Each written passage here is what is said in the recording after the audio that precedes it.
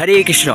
জীবনে চলার পথে কি হবে যে এমনই দুটো রাস্তা আসবে, একটা চলে যাবে সত্যের দিকে, একটা চলে যাবে অসত্যের দিকে। তো সত্য অসত্য, সত্য অসত্য, আপনি কোন দিকটাতে যাবেন সেটা আপনার বিষয়। কারণ ভগবান আমাদেরকে নিজের ইচ্ছা শক্তি প্রদান করেছেন, যে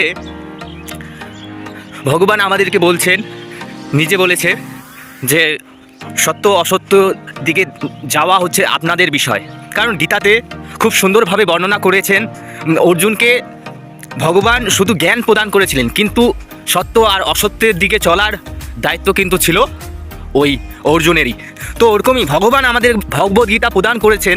ভগবদ্গীতা পড়ে আমাদেরকে বুঝতে হবে, বুঝে নিয়ে কি হবে যে আমাদেরকে নিজেদেরকে নির্ণয় করতে হবে যে আমি কি করব, সত্যের পথে চলবো না অসত্যের পথে চলবো। যদা যদাই ধর্মস্য গ্লানির্ভবতি ভারত অদ্ভুত্থানাম অধর্মস্য তদাত্মানম সৃজামহম। ভগবান বলছে যখন যখন অধর্মের সৃষ্টি হয়, এবং হরে কৃষ্ণ, ভগবান বলছেন যখন যখন ধর্মের অধপতন হয় এবং অধর্মদের উত্থান হয়, তখন আমি ভারতবর্ষে আসি, এসে নিয়ে তাদেরকে সংহার করি এবং সাধুদের রক্ষা করি। তো তার জন্য এই বিষয়টা যে ভগবান আমাদেরকে শিক্ষা প্রদান করছেন যে আমি এসে নিয়ে এখানে ধর্মের পুনঃপ্রতিষ্ঠাতা করি। তো ভগবান আসেন ধর্ম শিক্ষা দেওয়ার জন্য। তো তার জন্য ভগবান শ্রীকৃষ্ণ এসেছেন, এসে নিয়ে আমাদেরকে শিক্ষা দিচ্ছেন যে কিভাবে আমরা